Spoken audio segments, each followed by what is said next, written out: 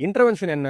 முன்னாடியே சொன்னதுதான். ஸ்டெனோசிஸ் அப்படின்றது இவ்வளோ பெரிய ஓட்டை இவ்வளோ சின்னதா ஆயிடுச்சு. எங்களோட வேலை பழைய சைஸுக்கு அத கொண்டு வரது தான் இன்டர்வென்ஷன். இத கீஹோல்ல பண்ணுவோம், எண்டோஸ்கோபிக்ல பண்ணுவோம், டியூப்ல பண்ணுவோம், மைக்ரோஸ்கோப்ல பண்ணுவோம். ஏதோ ஒரு விதத்துல இத பண்ணுவோம். நரம்பு அமுங்கிருச்சுன்னா இது. 2வது இன்னொன்னு என்ன சொன்னேன்? பின்னாடி இருக்க மூட்டு தேஞ்சிருந்தா என்ன பண்ணணும்? மூட்டு தேஞ்சிருக்குன்னு வச்சுக்கோயேன், மூட்டுல இருந்து வலி வரும் இல்லையா? ஸோ முன்னொரு காலத்துல நாங்க டிஸ்க் ரீப்ளேஸ்மென்ட் பண்ணிக்கிட்டு இருந்தோம். இந்த மூட்டு தேஞ்சிருந்த பேஷண்ட்ஸ்க்கு. பட் டிஸ்க் ரீப்ளேஸ்மென்ட்டோட ஆப்ஷன் வந்து ஓல்ட் ஏஜ்க்கு இப்ப கம்மியாயிடுச்சு. யங் ஏஜ் லெஸ் தென் 50னா நாங்க டிஸ்க் ரீப்ளேஸ்மென்ட் பண்றதுக்கு வாய்ப்பு இருக்கு. ஆனா அபவ் 50 அப்படிங்கும்போது டிஸ்க் ரீப்ளேஸ்மென்ட் தேவையில்லாத வேலை. Fusion is the better option. அந்த ஃபியூஷன் எப்படி பண்ணுவோம்னா, ஸ்க்ரூஸ், போல்ட், நட் போட்டு அந்த தேஞ்ச மூட்டு இருக்கு இல்லையா? அந்த மூட்டை வேலை செய்யறத நிப்பாட்டிட்டு முன்னாடி இருக்கிற நரம்பு அமுக்கத்தையும் எடுத்துருவோம்.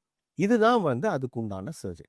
அந்த சர்ஜரிய கீஹோல்லயும் பண்ணலாம், ஓப்பன்லயும் பண்ணலாம். 2க்கும் இருக்கிற மேஜர் டிஃபரன்ஸ் என்னன்னா, காஸ்ட் 100% மேக்ஸ் அ டிஃபரன்ஸ்.